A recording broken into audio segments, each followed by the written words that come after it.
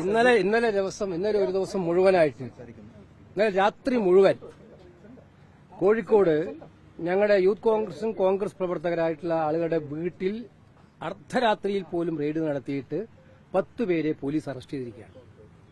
പേരാമ്പ്ര സംഭവത്തിന്റെ വെളിച്ചത്തിലാണ് ഈ നടപടി എന്നാണ് അവർ പറയുന്നത്.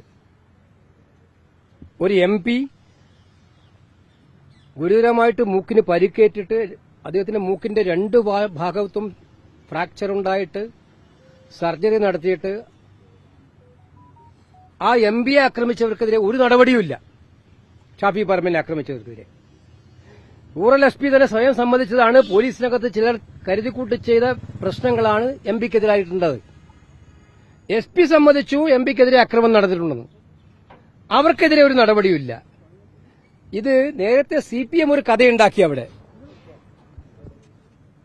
കോൺഗ്രസ് പ്രവർത്തകർ സ്ഫോടക വസ്തുക്കൾ എറിഞ്ഞു, UDF പ്രവർത്തകർ സ്ഫോടക വസ്തുക്കൾ എറിഞ്ഞു. അങ്ങനെയാണ് അവിടെ സ്ഫോടനം ഉണ്ടായത്. പോലീസ് അന്ന് അതൊന്നും സ്ഥിരീകരിച്ചില്ല. മാത്രമല്ല SPയുടെ ഭാഗത്തുണ്ടായ കമന്റ് വളരെ ക്ലിയറാണ്. പോലീസിന്റെ ഭാഗത്താണ് ക്രമക്കേട്. അപ്പൊ CPM ഒരു കഥയുണ്ടാക്കിയപ്പോൾ ആ കഥ ശരിവെക്കുന്ന രീതിയിൽ കോൺഗ്രസ് പ്രവർത്തകർക്കെതിരെ കേസെടുക്കുകയാണ് അവിടുത്തെ പോലീസ് ചെയ്തിരിക്കുന്നത്. ഇത് അങ്ങേയറ്റത്തെ പ്രതിഷേധാർഹമാണ്.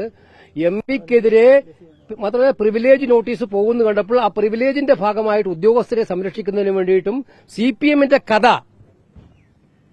ശരിയാണെന്ന് വരുത്തി തീർക്കുന്നതിന് വേണ്ടി നടത്തിയ പോലീസ് നടത്തുന്ന ഏറ്റവും അപലപനീയമായിട്ടുള്ള ശ്രമമാണ് വാദിയെ പ്രതിയാക്കുന്ന രീതിയിലുള്ള പേരാമ്പ്രയിലെ സംഭവവികാസം. ഇതിനെതിരെ ശക്തമായി പ്രതിഷേധിക്കുകയാണ്. സ്പീക്കർക്ക് കംപ്ലയിന്റ് കൊടുത്തിട്ടുണ്ട്. സ്പീക്കറോട് വീണ്ടും സംസാരിക്കും.